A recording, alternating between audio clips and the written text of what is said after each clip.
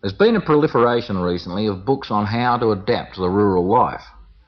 Everything from raising Angora goats as watchdogs to profitable fish farming in a waterless septic tank. But there's a form of animal husbandry sorely neglected: the transitional development of small brown dogs from urban to country living. It's an exacting science, and that's probably why no one's tried to write about it. So this is probably a first in the world of animal husbandry. As I've mentioned before, Emmylou Cabbage is a small brown dog who attempted just such a transition, from lounge room in suburban Canberra to lounge room in rural Gundaroo. A transition that wasn't without trauma. At first, half an acre of rolling Gundaroo plains and soaring foothills might seem a just paradise for a small brown dog. Not so. You see, small brown dogs are as prone to role-playing or keeping up with their neighbours as people are. Emmylou's neighbours in this case were 14 bionic chooks and 1 moronic sheep. I've dealt in depth with their particular psychoses in an earlier discussion. Let's just say for now that early mornings are rustically peaceful at the Prickle Farm, with the sheep, chooks and the small brown dog all peacefully grazing in the mists. Emmylou participates in the grazing because she thinks she has to, not because of any sudden passion for eating grass. But like in so many things, it's keeping up appearances that count. We all know the effect of eating grass on a small dog's digestive system, so she's not encouraged to come inside very often after her gastronomic perambulations.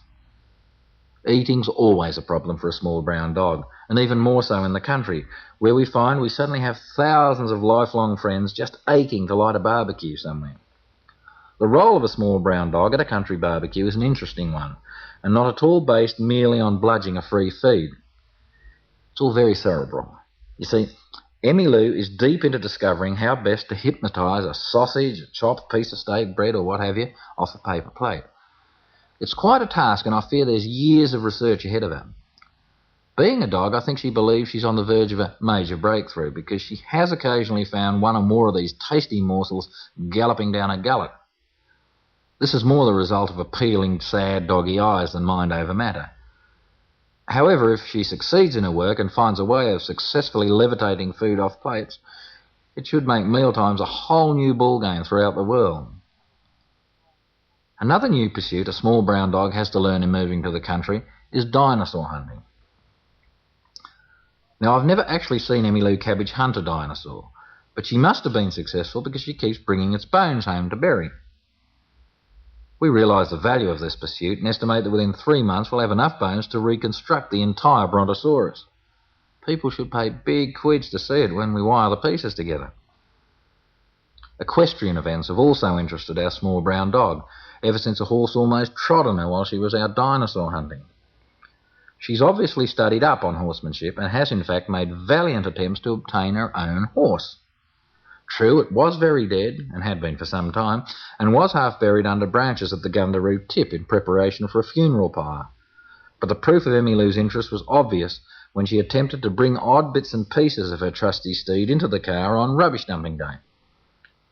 I'm afraid I became unreasonable and made her leave her tasty piece of horse leg outside the car. But undaunted, a veritable canine Princess Anne, she rolled round in the carcass for a while, just so she'd have a memento of her equestrian ambitions.